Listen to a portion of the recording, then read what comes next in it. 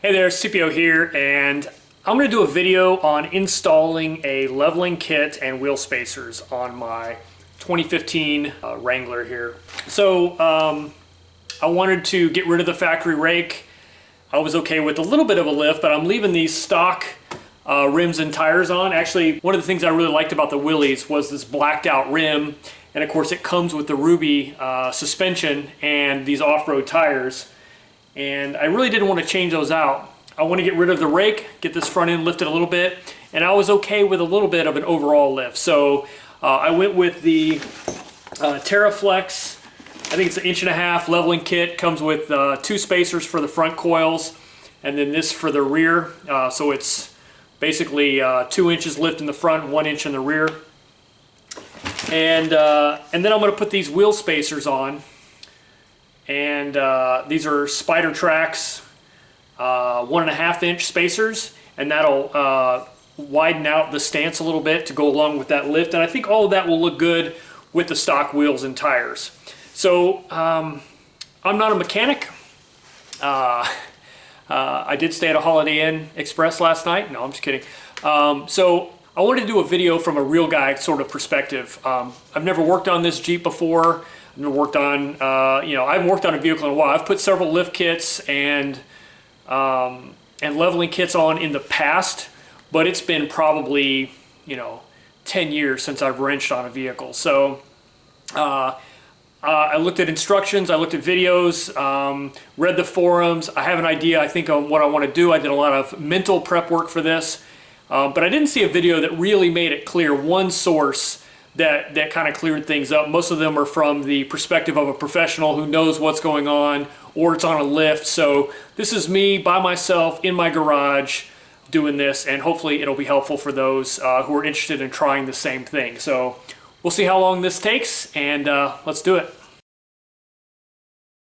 So I'm going to use the wheels on method for this, kind of. I'm actually going to pull the one wheel that I'm working on, and I'm going to do 1 corner at a time. So instead of lifting up the entire Jeep and pulling off the fronts and then working on the front, putting it back, pulling off the backs, working on the back, I'm going to do sort of corner by corner.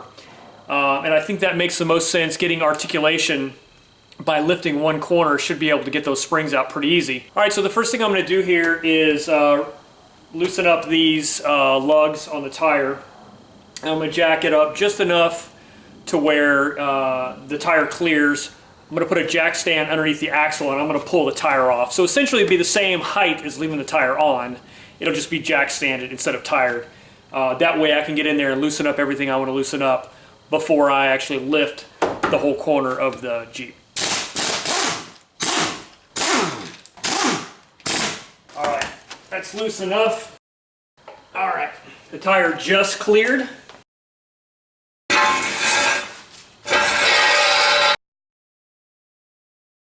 Alright, so now the entire thing is resting on the jack stand and the suspension is recompressed again. Alright, I'm going to unbolt and remove these sway bar links.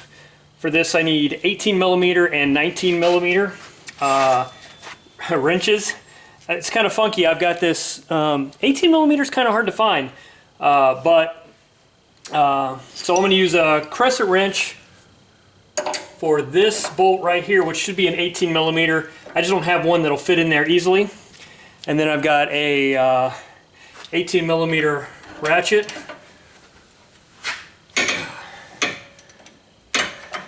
So I'm fairly fortunate in the fact that this is a fairly new Jeep. I've got just over 1,000 miles on it, so everything should come apart easily. And while I do have an impact wrench, I think for me it's probably just easier to do this with a hand wrench here, just because of access. And then for this top, you need a 19mm to hold that. And see if I can ratchet this from the other side.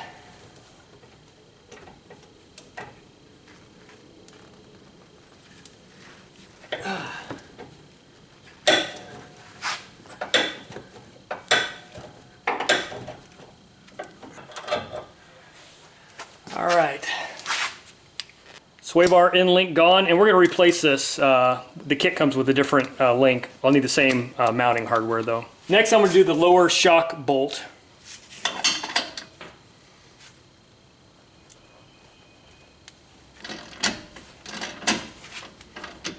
These are both 18 millimeter. Here's that funky 18 I've got. Works perfect.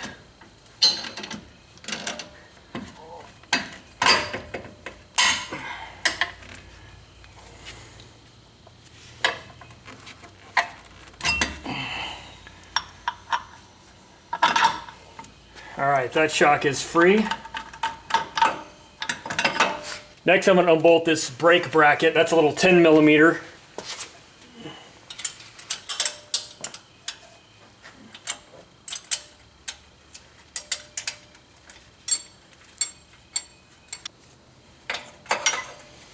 Okay, that's out of the way. Put my screw there just so I can find it later.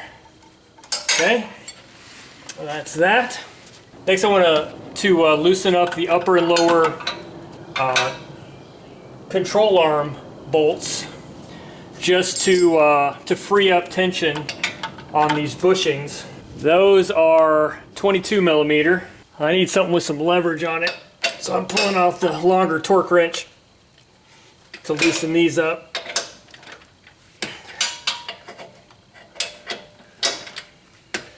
Basically all we're doing is freeing up the tension on those bushings. There's another one here in the back.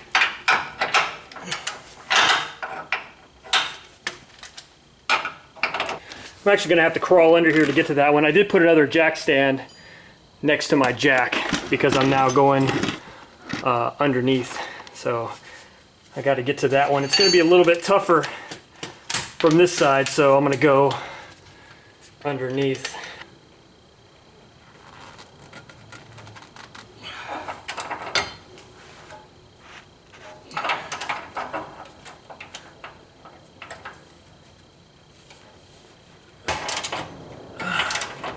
Alright, those are loose. There's an upper control arm up in here, and there's a little shroud protecting it, a little metal shroud. So I'm going to pull off that little metal shroud so I can loosen those, but I'll try and show you what it looks like. Alright, so here we are. This is the lower control arm that I just undid, and then right above it is the upper control arm. Hard to see, but there's a little shroud here that covers it. You can see this bar here. What I want to do is get in here and loosen up this bolt right here, but I need to remove that to be able to get to it. Alright, I was able to move that shroud by just loosening this bottom one, removing the bottom one and loosening the top one. And then I just need to go in there and loosen up this bolt right here. I brought the light down here so you can see better. This is the infamous 18 millimeter. I'm just using a wrench. Wrench it with one hand and Cameron with the other. So when I torque it back up, obviously I'll use the torque wrench.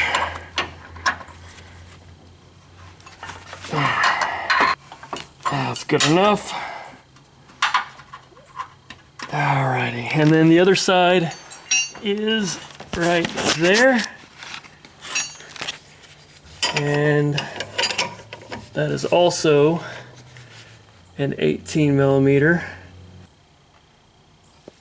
So this is arguably the most challenging part of this, and it's debatable whether or not it's even required. But as far as I can tell, from everybody that seems to know anything about lifting vehicles, is you want to loosen these up and then retorque them under load with the new configuration. So all I'm doing is loosen them so that I can retorque them when I'm done.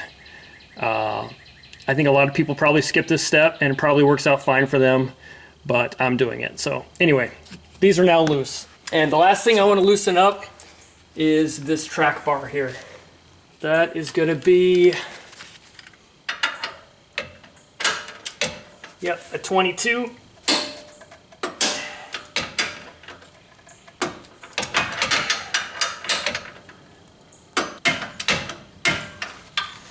Okay, now what I'm going to do is use this jack and flex up this corner so that we can get the spring to come clear.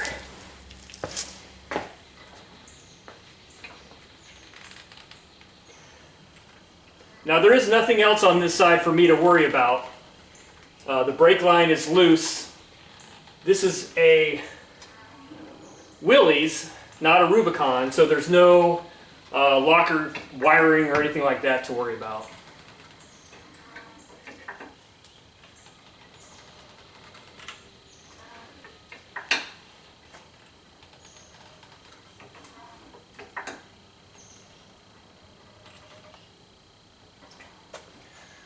Let me take a look down here. That's almost free. Let me go check the other side, make sure nothing's binding.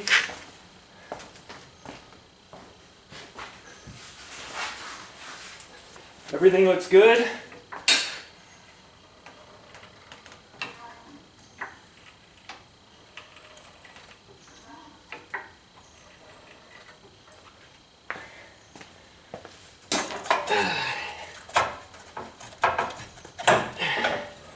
And this is now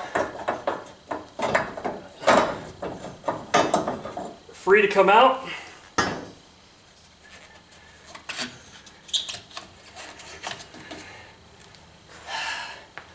This comes down.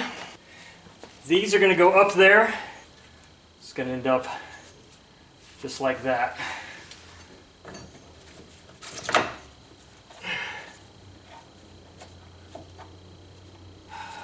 Alright, now that I've got the isolator and the two spacers in there, I'm going to put the spring back on. Now if I lift it up just a little bit more,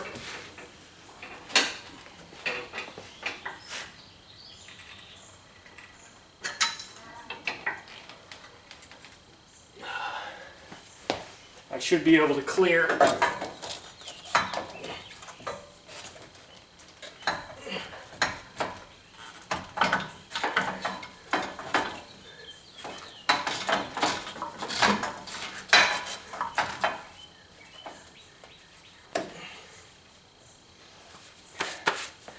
Just like that, and make sure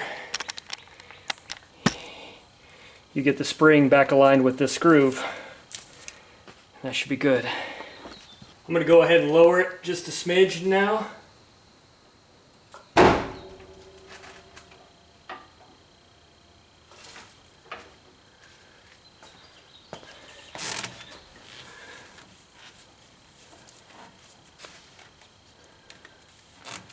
All right, like that. All right, we're going to replace the factory sway bar end link with this longer one from Teraflex. It comes with a lock nut and a washer for the top. Don't forget these washers.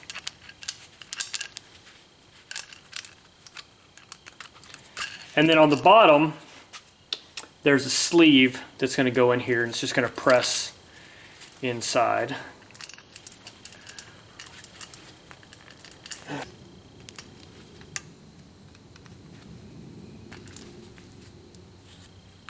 Just like that.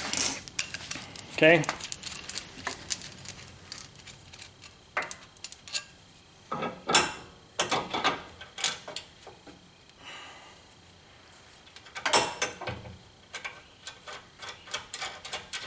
And what I'm going to do is just lower this just a little.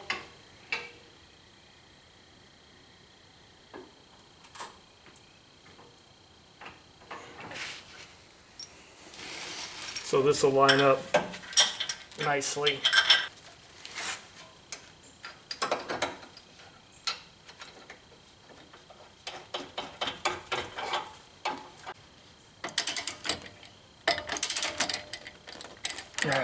I will torque these down later. I won't forget. I promise.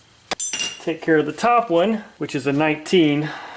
It's always got to be different.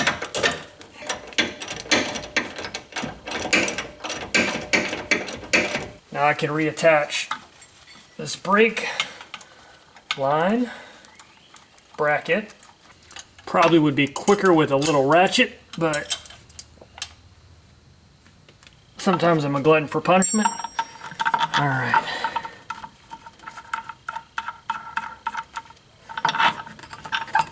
And then now I'm going to lower it just a smidge so those line up.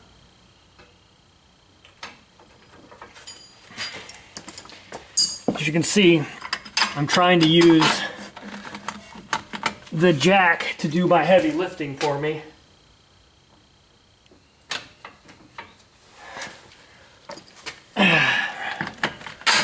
Less muscle for me to have to exert. So I could see this could easily be done with the tire on, but man, what a pain that would be.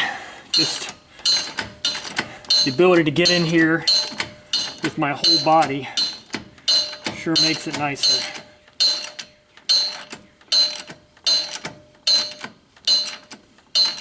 Just make sure you got everything properly secured with stands. Alright. So that's essentially it for the passenger side. I've got the 2 spacers in, the extended link here, and everything put back together. What I'm going to do now is torque these things that I loosened up. I'll save the control arms, track bar torquing for after.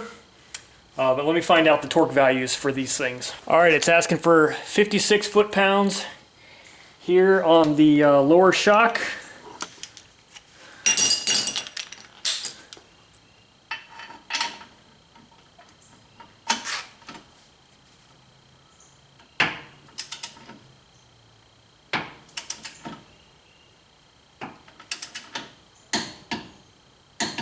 Okay, that's that. 75 foot-pounds for these links. There's 75. All right. There's 75. All right, so this side is effectively done, other than the final torque, like I said, of those arms. Next, while I've got the tire off, I'm going to put the spacer on, and then we'll go to the other side. All right, the spacer kit comes with a little bit of red thread locker, medium strength, high strength. I don't know, because red could mean anything. Red is not always red, so just use what's in the kit, and you'll be safe.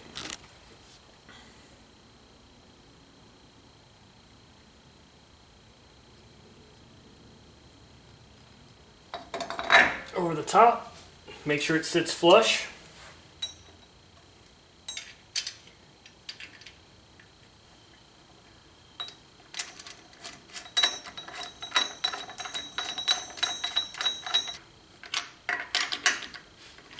All right, now these are going to get torqued to 90 foot-pounds. So to torque these down, they recommend having somebody go in and hold the brake. So my son is in there holding the brake so that the rotor doesn't spin while I'm torquing it.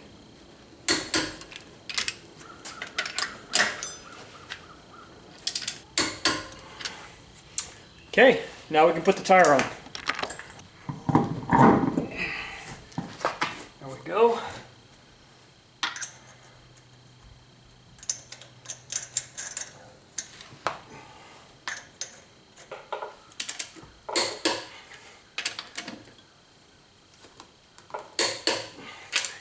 So I finished the driver's side, and quite frankly, it went actually easier than the other side, probably because I've done it already. A couple things to note that are different on this side. Number one, this upper link is right next to this frame piece, which means getting a ratchet in here was, for me anyway, didn't seem feasible, so I used a wrench. Now, when I torqued these down, which I already hit with the torque wrench, I just manually torqued this down to what I felt like was consistent with this bottom piece. So I couldn't see a real easy way to get a wrench back in there, at least with the equipment I have. So that's kind of one of the challenges I ran into. Number two, the only other thing I had to do differently, I did pull this breather tube off of the transfer case so that it would not bind up when I raised it. But anyway, outside of that, everything else went easy peasy lemon squeezy. So all I have left to do now is put the spacer and the wheel back on. I'll show you this other side now that it's completely done. It's noticeably higher. I wasn't sure how obvious it was going to be, but it's pretty noticeable. And you can see now the tire is kind of outside. You know, I added an 1.5 inch width to it, so it's fairly well in line with that fender well. So that's pretty cool. Anyway, let me put this other tire on, and then we'll move to the back side. So I don't know if I showed this before on the other tire. I may have not, I don't remember now, but you can remove these retainer clips before you put on the spacer. So don't forget that. Oh, one last thing. I'm pretty sure I didn't show you this on the other side. There's a Zerk fitting that goes on the bottom of these.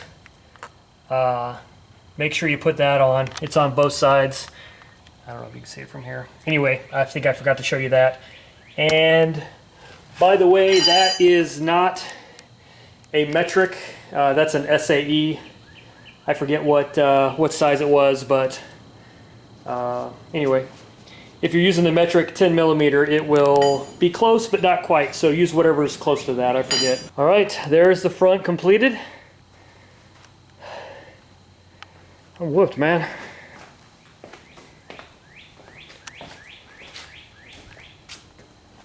It is just a little bit higher than the rear, which is to be expected because I haven't put the rear in yet. But yeah, it's amazing how much of a difference 2 inches can make. Anyway, I'm gonna get some dinner and then I'll move to the rear.